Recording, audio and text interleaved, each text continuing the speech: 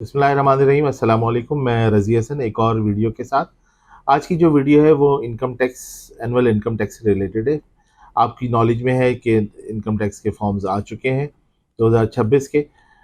इनको भरने से पहले एक चीज़ मैं वाज़ेह कर दूं कि इस दफ़ा जो पेनल्टीज़ हैं वो बहुत बढ़ा दी गई हैं। लेट फाइलर की इंडिविजुअल के लिए जो इस वक्त पेनल्टी है वो 25,000 रुपये है, जो पिछले साल थी 1,000 रुपये। इसी तरह एओपी की जो पेनल्टी है लेट फाइलर की वो है 50,000 रुपये, और जो कंपनी की लेट फाइलर की है वो है 1,00,000 रुपये। तो ये बहुत ज़्यादा हैवी पेनल्टीज़ हैं।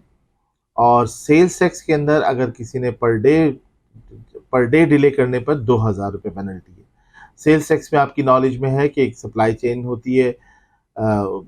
आप पर कोई परचेज करता है अपनी इनपुट एडजस्ट करने के लिए, वो जब अपलोड कर देता है फिर उसमें डेट्स दी हुई हैं कि 12 तारीख तक ये हो जाएगा, 15 तारीख तक ये रिटर्न सबमिट होनी है। तो लोग ये करते थे कि इंतजार करते रहते थे कि अभी पीछे पोस्ट नहीं हुई है तो हम वेट कर रहे हैं। तो अब ऐसा नहीं हो पाएगा, आपको पुश करना पड़ेगा अपनी चेन को, सप्लाई चेन के अंदर एक दूसरे को के साथ कोऑर्डिनेट करना पड़ेगा ताकि चीज़ें अपनी उन डेट्स पर हों जो दी गई हैं डेट्स, वरना 2,000 रुपये पर डे पेनल्टी लगेगी, विच इज़ वेरी हाई। और इसी तरह इनकम टैक्स के अंदर भी 25,000 रुपये पेनल्टी लगेगी इंडिविजुअल के लिए। अमूमन ये होता है कि इंडिविजुअल साल का टैक्स जो है वो 18-20 हज़ार दे रहे होते हैं। तो अगर वो 25,000 रुपये पेनल्टी लेट फाइलर की देंगे और फिर टैक्स देंगे तो वो एक उनको तरह से डबल टैक्स हो जाएगा, दुगने की इम्पैक्ट आ जाएगा। अच्छा, अब मैं एक बात वाज़ेह कर दूं कि इस दफ़ा जो फॉर्म आए हैं वो बिल्कुल चेंज हो गए हैं। फॉर्म आप जब खोलने जाते हैं तो वो एक प्रोफाइल खोलता है। आई डोंट नो वो इसको मेंटेन कर पाते हैं इसी तरह से या उसको अंदर कोई रिलैक्सेशन दे देते हैं। फॉर्म जब खोलेंगे आपको पहले अपना प्रोफाइल अपडेट करना होगा। आपका नाम, एड्रेस, टेलीफोन नंबर, ईमेल वगैरह आ रही होगी। उसके बाद फिर आपने अपनी सोर्स ऑफ इनकम का बताना है कि आपकी सोर्स ऑफ इनकम्स कौन कौन सी हैं। कोई फॉरेन रेमिटेंस आती है, सैलरी है, रेंटल इनकम है, बिजनेस इनकम है, या कोई गेन्स वगैरह है, वो बताना पड़ेगा। फिर उनकी तफसील देना पड़ेगी। अगर आपने कहा सैलरी इनकम है तो फिर आपको अपने एम्प्लॉयर की तफसील भी देनी है। अगर आपने कहा कि रेंटल इनकम है तो आपको वो प्रॉपर्टीज़ आइडेंटिफाई करना पड़ेंगी जहाँ से रेंट आ रहा है। ना सिर्फ ये कि वो प्रॉपर्टीज़, बल्कि उनमें से किस प्रॉपर्टी से कितना रेंट आ रहा है। अब ये प्रोफाइल लेवल पर ही हैं हम, जहाँ पर हमें ये चीज़ें करनी है। उसके बाद फिर आपको अपनी यूटिलिटीज़ की डिटेल बतानी होगी। फिर बैंक, सबसे ज़्यादा मसला जो है वो इम्पोर्टेंट, जो टाइम कंज्यूमिंग होगा वो बैंक होगा, क्योंकि मैं ये अप्रीहेंड कर रहा हूँ कि अगर ये प्रोफाइल का कंडीशन ये मेंटेन रखते हैं, फॉर्म में से इसे नहीं हटाते, तो फिर बहुत ज़्यादा डिले होंगी रिटर्न्स, क्योंकि एक एक प्रोफाइल पे मेरे ख्याल में 25 से 20-30 मिनट तो लग जाएंगे। बैंक्स को आपने सेलेक्ट करना है, टाइप नहीं कर सकते। अगर किसी ने HBL जोड़िया बाजार ब्रांच देखना है तो उसको सर्च करना होगा। अगर उसने HBL लाहौर की कोई ब्रांच देखनी है तो सर्च, उस सिस्टम खुद उसको सर्च करके निकाल के देगा। तो फिर वहाँ पे आप अपना IBN नंबर, अकाउंट नंबर वगैरह जो भी है वो देंगे। इसके बाद फिर आप और डिटेल भी देंगे। मिसाल के तौर पर उसके अंदर कुछ अटैचमेंट्स लगेंगी, फॉर्म 181 का भी लगेगा और दूसरी अटैचमेंट्स लगेंगी। तो इन इन सारी चीज़ों के अंदर एम्प्लॉयर की डिटेल और दूसरी चीज़ों में बैंक की डिटेल, इसमें ठीक ठाक टाइम लग जाएगा। तो बहरहाल ये कि ये कंडीशन लगा दी है उन्होंने कि पहले ये भरें, फिर फॉर्म पे जाएगा। वो फॉर्म पे जाएगा तो फिर वहाँ अगेन आपने वहाँ सेलेक्ट करना है कि कौन सी इनकम में से क्या करना है, फिर उसकी डिटेल देनी है। रेंटल इनकम में अभी तक तो ये होता आया था कि आप लमसम एक दे दिया करते थे, लेकिन अब आपको अलग अलग बताना पड़ेगा। फिर उनके डिडक्शंस की डिटेल आएंगी तो उसके अंदर भी टाइम लगेगा।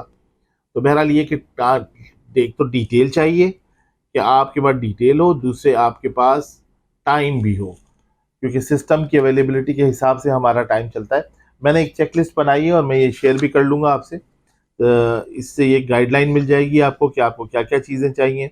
जब आप आएँ तो आपका जो चीज़ें हैं, जैसे NTN वगैरह तो हमारे पास होगा, CNIC वगैरह होगा, लेकिन आप अपनी बाकी चीज़ों को लेकर आएंगे। अगर कोई फॉरेन इनकम है $10,000 से ज़्यादा या $1,00,000 से ज़्यादा कोई एसेट है बाहर, तो उसकी भी डिटेल देना होंगी आपको। अच्छा, इसके साथ एक चीज़ और बता दूं कि बैंक की जो प्रॉफिट वगैरह आते हैं वो भी आप पूरी सही डिटेल लाइएगा, क्योंकि इसके अंदर आपकी नॉलेज में है। अब तो ये लोगों को सबको पता चल चुका है कि सेक्शन 151 में जो बैंक का प्रॉफिट आ रहा है उसमें 20% सोर्स पर कट रहा है, लेकिन अगर वो सर्टन थ्रेशोल्ड से ऊपर निकल जाए जैसे 5 मिलियन से, तो उसके ऊपर भी वो अदर सोर्स ऑफ इनकम में आ जाता है, टैक्स रेट बढ़ जाता है। तो इसलिए आपको अपने वो बैंक्स की डिटेल भी रखनी है। तो सैलरी की डिटेल जिन लोगों की सैलरीज हैं उनको सैलरी सर्टिफिकेट लेना है, अपने एम्प्लॉयर की डिटेल लेनी है। बिजनेस है तो बिजनेस के अंदर अब आपको पता है कि बिजनेस डिक्लेयर करने के लिए आपको सेल्स टैक्स से इन लाइन होना है। तो सेल्स टैक्स के अंदर फॉर्म ए, फॉर्म सी, फॉर्म एफ वगैरह जो है वो, और आपका जो आप डिक्लेयर अब करने जा रहे हैं इनकम टैक्स में एज एनुअल रिटर्न, दोनों मैच होने चाहिए, दोनों को आपने मैच करना होगा। और इसके अंदर बेहतर ये है कि एक समरी बना लें आप, ताकि वो मैच होने में कम, जब आप आएँ तो या खुद रिटर्न भर रहे हैं तो आप उसको एक समरी बना के फिर भरें रिटर्न, ताकि गलती ना हो उसके अंदर। इसी तरह रेंटल इनकम में मैं आपको बता चुका हूँ कि आपके पास टेनेंसी एग्रीमेंट्स होने चाहिए, डिटेल होनी चाहिए टेनेंट की, और डिटेल उसके साथ जमा होगा।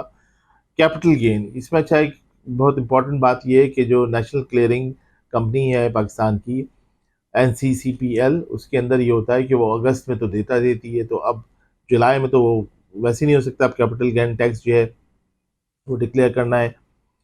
तो बहरहाल ये कि डेटा जैसी फर्स्ट अवेलेबल हो आप उसको कलेक्ट करें और रिटर्न को भरवाएं।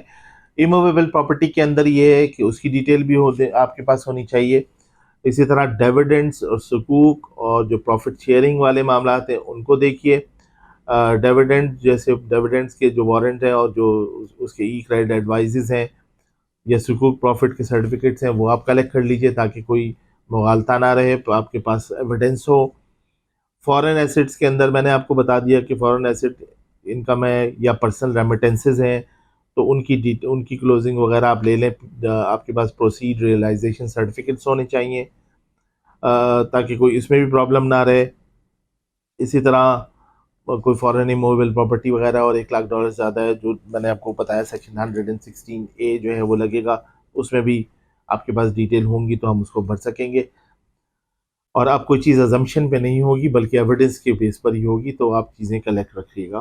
Price bond, national saving schemes जो हैं जैसे डिफेंस सेविंग है, स्पेशल सेविंग सर्टिफिकेट्स हैं, प्राइस बॉन्ड वगैरह, इनकी तफसील रख लीजिए। इसी तरह अलाउंसेस और क्रेडिट्स जो हैं आप उसको देख लें। जैसे ज़कात है सेक्शन 60 का, तो ज़कात जो अप्रूव्ड इदारे हैं शेड्यूल 13 के अंदर उनको ही दी जाएगी, वो मानी जाएगी वो वाली ज़कात। उसकी तफसील ले लीजिए अगर दी हुई है, अगर उसमें कंप्यूटराइज पेमेंट रिसिप्ट उसकी भी ले लीजिए। जो आपने कोई चैरिटेबल डिडक्शंस दिए हैं सेक्शन 61 की, कोई इंश्योरेंस वगैरह कराई हुई है सेक्शन 62A की, या फिर वॉलंटरी पेंशन स्कीम जो है आपकी, उसमें अगर आप सेक्शन 63 की कोई डिटेल्स हैं तो वो देख लीजिए। एडवांस टैक्सेस जो पहले से कट चुके हैं, मसलन बिल के ऊपर, इलेक्ट्रिक बिल के ऊपर सेक्शन 235 का वो देख लें, सेक्शन 236 में मोबाइल का, या फिर आपकी मोटर व्हीकल अगर आपने लिए सेक्शन 231 के अंदर कोई टैक्स कटा हुआ है तो उसकी तफसील ले लीजिए। वही मोबाइल प्रॉपर्टी की बात मैं कर चुका हूँ, दोबारा इन्फोर्स कर दूँ कि एडिशनल जो ट्रांजिशनल एडवांस टैक्सेस हैं सेक्शन 236C के या के वो भी डिटेल ले लीजिए। अच्छा, इसके अलावा मिनिमम टैक्स में अगर है और कोई इम्पोर्टर है तो सेक्शन 148 के अंदर GDs वगैरह वो ले ले। अगर वो 113 के अंदर 1% जो 1.2% उसके जो टर्नओवर के ऊपर टैक्स आ रहा है उसको देख लें। इसी तरह वेल्थ के अंदर जब हम बनाने जाएंगे तो अभी मैंने एक देखा कि वेल्थ के अंदर सिस्टम ने एक एरर किया हुआ था। तो वेल्थ के अंदर जो आपकी प्रॉपर्टीज़ हैं इमूवेबल प्रॉपर्टीज़, उसकी एड्रेसेस प्रॉपर, उनका साइज़ क्या किस वो है, और उसकी वैल्यू आपने जो डिक्लेयर की हुई थी, या अब फेयर मार्केट वैल्यू है। अब fair market value section 7E के उससे तो हम निकल गए, अल्लाह का शुक्र है। लेकिन मैंने अभी नोटिस किया था एक रिटर्न के अंदर कि वो उसने इमूवेबल प्रॉपर्टी इसमें सही से रिफ्लेक्ट नहीं हो रही थी। तो बहरहाल इमूवेबल प्रॉपर्टी की डिटेल जो है वो तो आप कलेक्ट कर लीजिए। तो ये मोटी मोटी चीज़ें हैं जिनको देखना है। अगर कोई चीज़ और अपडेट आएगी तो मैं आपको बताता रहूँगा। सिस्टम अभी तक ट्रांजिशनल पीरियड में है। फॉर्म्स उन्होंने दिए हैं, अभी आज कुछ हो सकता है चेंज, मुझे लग रहा था कुछ चेंज हुआ है इसके अंदर। अब अगर ये प्रोफाइल की कंडीशन मेंटेन रहती है या इसको हटा लेते हैं वो, फिर उसके हिसाब से देखते हैं आगे। और कोशिश कीजिए कि वक्त पे इसको रिटर्न को फाइल कर लें ताकि पेनल्टीज़ वगैरह ना लगें, हैवी पेनल्टीज़ हैं। तो अब तक के लिए इस वीडियो में इतना ही। मैं इंशाल्लाह आपको मज़ीद अपडेट करूँगा। आपसे रिक्वेस्ट है कि चैनल को सब्सक्राइब करें, लाइक करें और बेल आइकन को भी क्लिक करें। Thank you very much.